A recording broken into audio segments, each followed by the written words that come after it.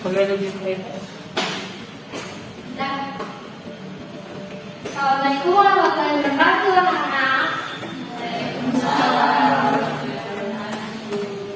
Ini baru perdana kita ketemu.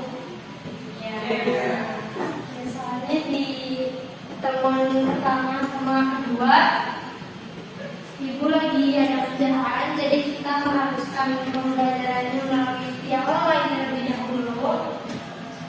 Nah, sebelumnya kalian pasti udah kenal Ibu kan ya?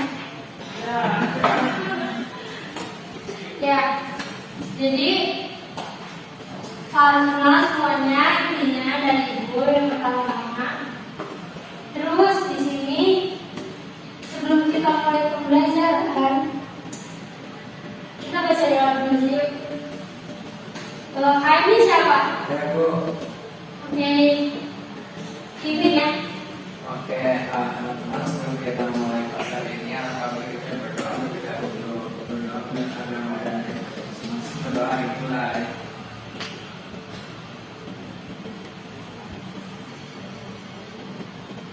Sudah selesai. Alhamdulillah itu guys. Nah, di sini Ibu tuh kemarin materi nyampe pertemuan dua tuh nyampe ini ya, yang bidang-bidang level kerja dalam broadcasting dan perfilman kan ya. Nah, sebelum Ibu melanjutkan materi, kita belum pernah membahas mata kuliah kan ya. Di sini Bu mau bahas dulu mata kuliah kita apa aja. Yang pertama, satu, kalian gak boleh makan gelas. Setuju nggak?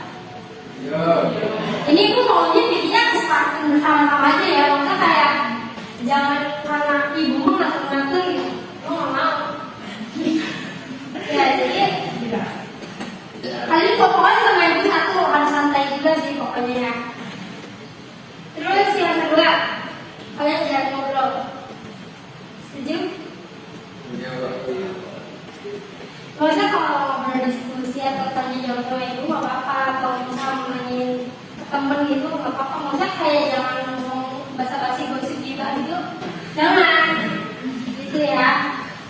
Yang ketiga, jangan telat lebih dari 15 menit. Karena Ibu nggak mau kalau misalnya Ibu lagi ngajar, kalau dipotong ada yang masuk assalamualaikum Bu.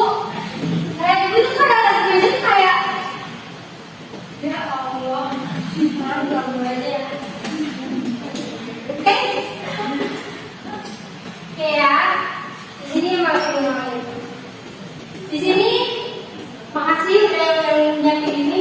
Siapa? Ketua ya pasti. Iya. Nah, dari sini Bu bakal menjelaskan tentang sistem manajemen dan keselamatan kerja di dalam broadcasting dan perfilman.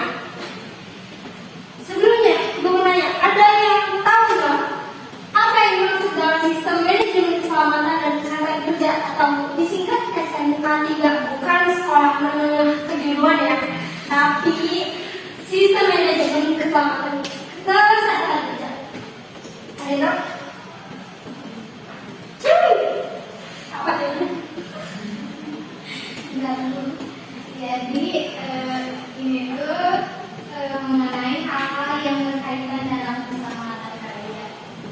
Next, ya betul. Ibu coba langsung jelasin aja. Nah, di sini sistem manajemen K3 atau SMK 3 yang tadi sudah disebutkan, itu tuh merupakan bagian dari sistem manajemen perusahaan secara keseluruhan yang meliputi struktur organisasi, perencanaan, pelaksanaan, tanggung jawab, prosedur, proses, dan sumber daya yang dibutuhkan bagi pengembangan, penerapan pencapaian, pengajian, dan pemeliharaan kebijakan keselamatan dan kesehatan kerja dalam rangka pengendalian risiko yang berkaitan dengan kegiatan kerja guna terciptanya tempat kerja yang aman, efisien, dan produktif. Nah, maksud dari SMK 3 ini berkaitan sama materi kemarin kita kan kemarin ngejelasin tentang bidang dan level pekerjaan di broadcasting dan perfilman. Di sini juga sama tentang keselamatan kerja di bidang broadcasting dan perfilman. Oke, next ya.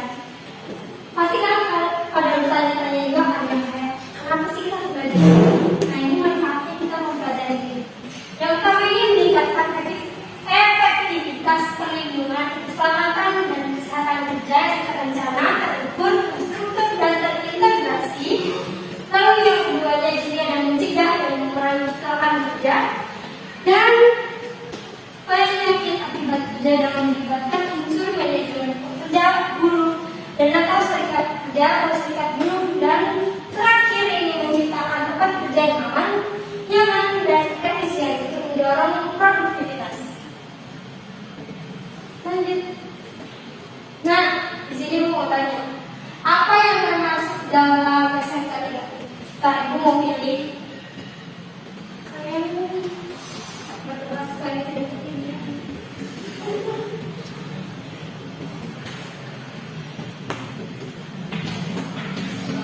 Siapa kamu namanya? Sama.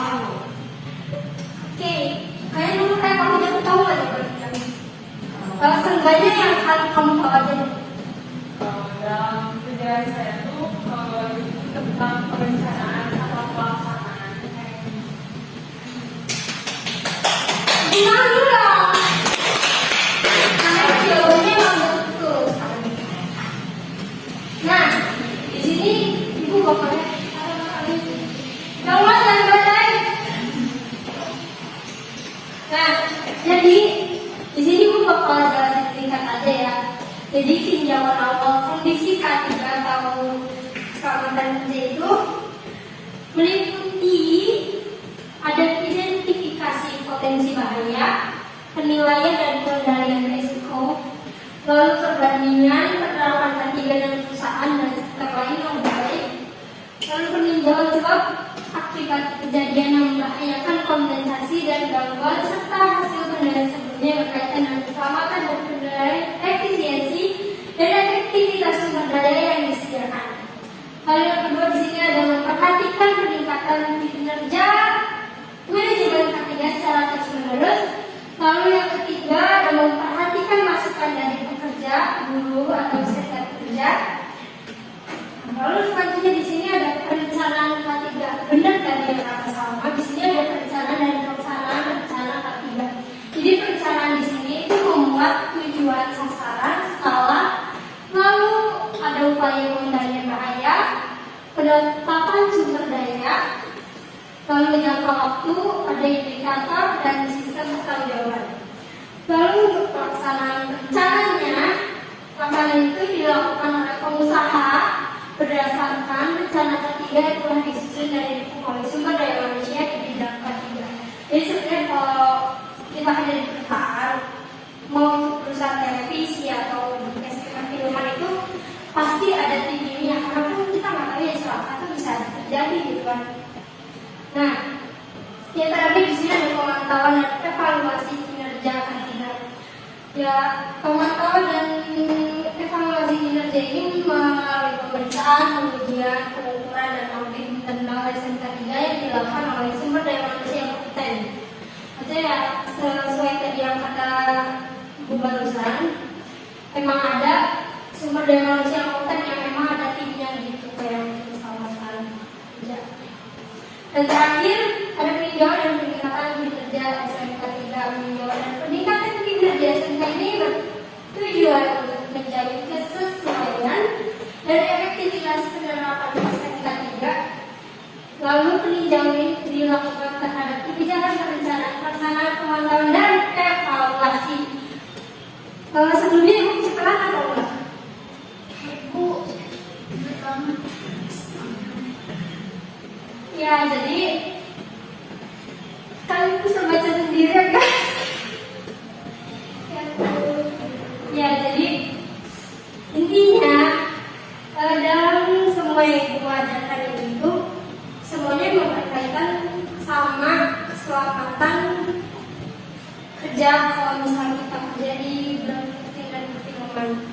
Jadi kan kayak misal kalau kita kan nggak tahu ya kalau ada kecelakaan atau apa yang bertindak ini tim yang bekerja di bagian ini. Apalagi sebenarnya selain di bidang broadcasting dan perfilman, yang paling membutuhkan sebenarnya tim itu kayak yang kerja di tambang itu, kalian tahu gak?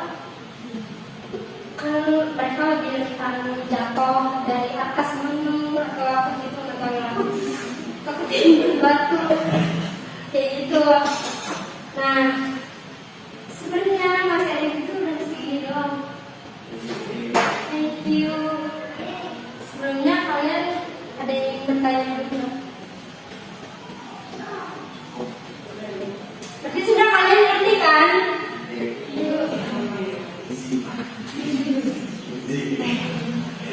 Ntar kalian kalau ulangan jangan tanya apa ya saya. Oke. Nah, jadi intinya kesimpulan dari pembelajaran kita hari ini adalah kita tuh perlu mengetahui keselamatan, sistem manajemen keselamatan kinerja itu di sebuah perusahaan. Karena bisa aja kalian kerja di bagian itu, karena itu emang dibutuhkan juga karena kayak gitu seperti yang tadi mau bilang. Dan kita nggak tahu berapa itu bisa terjadi kapan aja. Terus kalian ada yang mau nanya nggak? Udah ya. Maaf.